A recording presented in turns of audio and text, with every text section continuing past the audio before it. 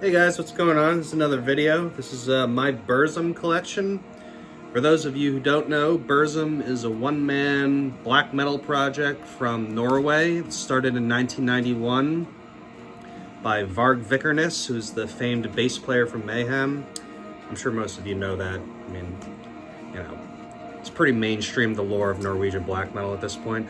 But anyway, yeah, it started in 1991. He released 3 demos, which are kind of border on unlistenable. I mean, they're like just really, really raw, and I never really gave him that much time of a day. In 1992, he released his first album, self-titled Burzum. It's very, very, I guess you'd say punky, very like minimalistic, but it just has like a very like thin production, I feel. The riffs are like, you know, I guess they're pretty unique for the time period, but I just feel like they don't really hold up too well. I don't really know why people give this album so much credit. Like, I do like this album, but I just... I don't know. It's not like... As far as like Norwegian black metal classics go, it's not something I reach for immediately. Like, once in a while I'll turn it on just to kind of like... I like the old classic atmosphere. It's raw as shit. His vocals are like crazy, especially for the time. I remember when I first heard this, I was like, what the fuck is going on? His vocals are just so shrieky and like unorthodox.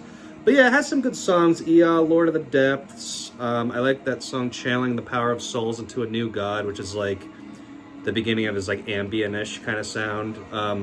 I don't like War, which has Euronymous on the guitar solo at the end. Everyone loves that song. I really don't like it. I don't know, it's just kind of dopey to me. My Journey to the Stars is great. So yeah, it's a decent album. I'd probably give this like a 6.5 out of 10. And then after that, in 1993, he released Aske, which this version includes the Aske EP, which is 3 songs, and I like that a lot better than this debut full-length. I love Stemmen fra Tarnet, A Lost Forgotten Sad Spirit is fucking sick. Even Dominus Athanas is really cool. It's a really, really solid EP. He definitely turns up the atmosphere in it too. The first release, like I said, it's not really like atmospheric. It's just kind of like raw and I guess kind of punky. But this one, he definitely goes a lot more black metal, and the riffs start to have a lot more atmosphere. So I'd give this EP probably like honestly like an 8.5 out of 10. It's very good. After that is he released Detsum Engen Var in 1993, the same year. This is a great album. I like this album a lot. Some of the like Snoo Microcosmos Tagged or whatever in number 7 kind of drags on a little bit. I think it's just because like he still hasn't mastered that like dense atmospheric style that nowadays he's like kind of known for more so, and works like Philosophum and all that. But the songs are good. I feel like it's really short because like the first song is just kind of like an intro, like whatever. And then number 6 is just kind of like a guitar-only song, which is kind of like, again, whatever. And then number 8 is like another, like, whatever kind of song. So all in all, there's like 5 songs to me on this album. But for what it is, it's good. In that sense, it kind of reminds me of like Antichrist by Gorgoroth or something like that. Like, when it's good, but as a whole, it's, you know. I feel like Lost Wisdom, the single off of this, gets a lot of hype, but I just never got the hype. I really don't like that song that much. Just, you know. The rest of the album is great, though. I love Key to the Gate. That's such a fucking good song, especially the solo at the end. I love the 3rd song. And Ring Till Aherske. Hansum Reiste is a great ambient track. So, yeah, no, I'd give this an 8 out of 10. It's a good album. After that, he released... Visleiset Tar Os in 1994. I think this is right before he went to jail. This album is a fucking masterpiece. He took like all of the best parts of the Aske EP and all the best parts of Detsum Engen Var and just amplified it and came up with this, oh man. 4 songs, but they're long, and the whole album's just like a journey. It's so fucking good. Might take you a little while to get into it because, again, the vocals take some time to get used to. It is very, very repetitive with lots of blast beats.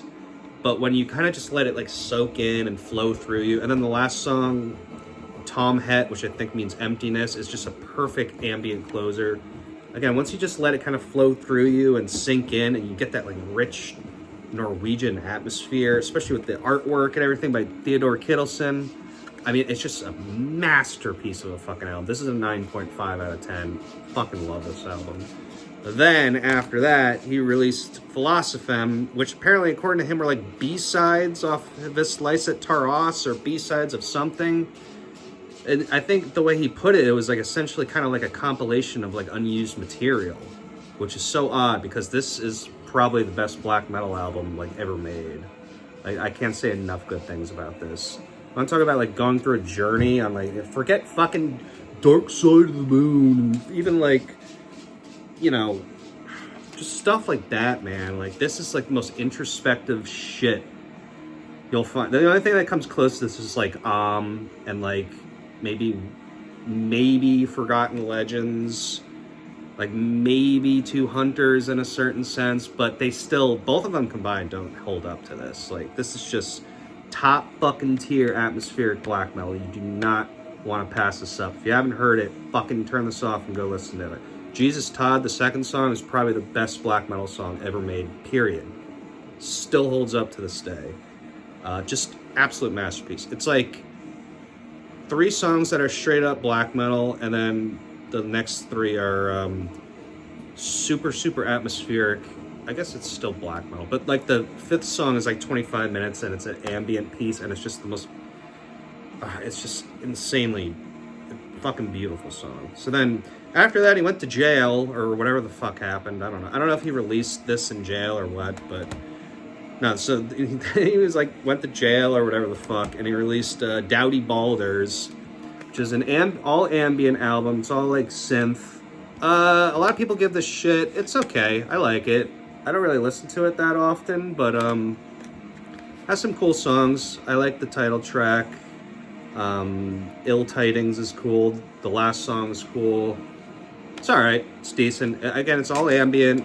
That's atmospheric for sure, but it's not nearly as like amazing as, you know, Philosophem or This Lyset Taras. So I'd give this, yeah, it's a 6.5 out of 10. It's good. And after that, in 1999, he released Hlid Sikjalf, which is a lot better than Dowdy Balders, in my opinion. I really love the artwork because the artwork perfectly conveys what you kind of hear in the music, if that makes sense, especially like color-wise, and like this kind of like dense forest kind of thing it has going for it. And then the artwork inside is just beautiful too. It has all these like weird like old B-rated movie kind of scenes and shit. Very spiritual album, very minimalistic again, but there's some really good songs. The first 3 are amazing. There's a couple more after that, but yeah, this is a good album. Definitely a step up. 7.5 out of 10. After that, he didn't release an album for fucking 11 years because he was busy getting at it. Oh, wait, no. Well, so I have a compilation that he released in 2005, or whoever released it in 2005, Draugen Rarities. And the only reason I kept on to this, because I used to have a lot of Burzum bootlegs, but then I kind of like listened to them and I was just like, I don't really need this. It's just all shit I have. Like, I don't, like, what's the point? I mean, I did get like a poster in one, which was cool. And there was one where I even got one of Varg's books. I can't remember the name of it. But yeah, I don't have it anymore. It's at my ex-girlfriend's house. But yeah, I had a couple of bootlegs. And I kind of just got rid of them because like quality over quantity as far as CD collections go, in my opinion. But I did keep this because it has the one song, number 8, Et Hivit Lice Over Skogen, which was an unreleased track that he was going to release on Hvis Lyset Taras. It's a super raw recording, but it's a very good song. And then there's just kind of like some, you know, like older, I think there's like some songs from like his demos and kind of the best of, and then comes with the DVD that has the video for Dunkelheit. So I keep it for that reason. As far as compilations go, it's like kind of worth it. But yeah, so then between 1999 and 2010, that's how long it took for him to release Bellis. which was his like getting out of jail album, and everyone's like, holy shit, he's still fucking releasing shit, and it's very fucking good. It's probably like my truly last loved album of his. There's some really fucking good songs in here, like number 3, Glemmensel's Elf. It's a fantastic song. Number 7 is fucking awesome. Morgan Road, super atmospheric. He did a very good job on this. I was very, very pleased with this when this came out. His vocals are different, but they work, and I think there's like a drum machine, but again, it works. So, yeah, solid album. I'd give this probably a 8.5 out of 10. And then after that, in 2011, the next year, he released Fallen, which is okay. It's kind of like cookie cutter metal in a lot of ways. Like there's like choruses and like all this kind of sort of conventional type stuff. There's a lot of like spoken word parts.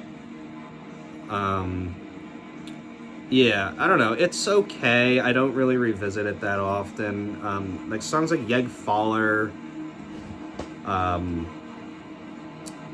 You know, that one has like a chorus, and there's just like, I don't know, it's just kind of a weird listen for him, but it's alright for what it is. You know, I'll throw it on like once in a while, but it's like, why am I listening to this when I could just listen to like, even like Bellis, or like, you know, The Slice of Taros, whatever.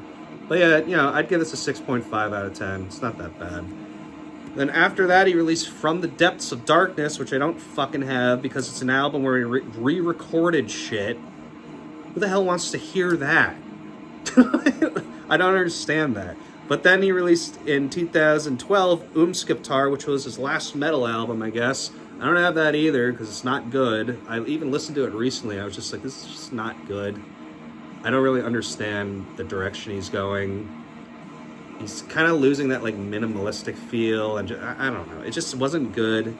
And then after that, 2013 and 14, he released 2 ambient albums, which weren't very good either. Soul Austin, Mani Vestan, and The Ways of Yore. Just not memorable. I feel like at this point, people just kind of started to lose interest in it because they're just like, all right, dude, just hang it up. Like, you made your mark. And then he released one more album in 2020, Thulian Mysteries. Again, at that point, I just didn't have any interest. I have the classics, and these will forever be fucking classics. These are some of the greatest albums ever made, period. Even like Decim Var, like, it's not like my favorite album ever, but just the energy and the atmosphere in it is unlike anything you've ever heard, even to this day. And that's why I love Burzum so much. I don't care about the stupid controversy. Like, who gives a shit? The fucking music is awesome. And if you don't get it, like, I'm sorry, but I do. You know, like, I don't know. So, yeah, I fucking love Burzum. I'll always love Burzum. And fuck the haters. Yeah.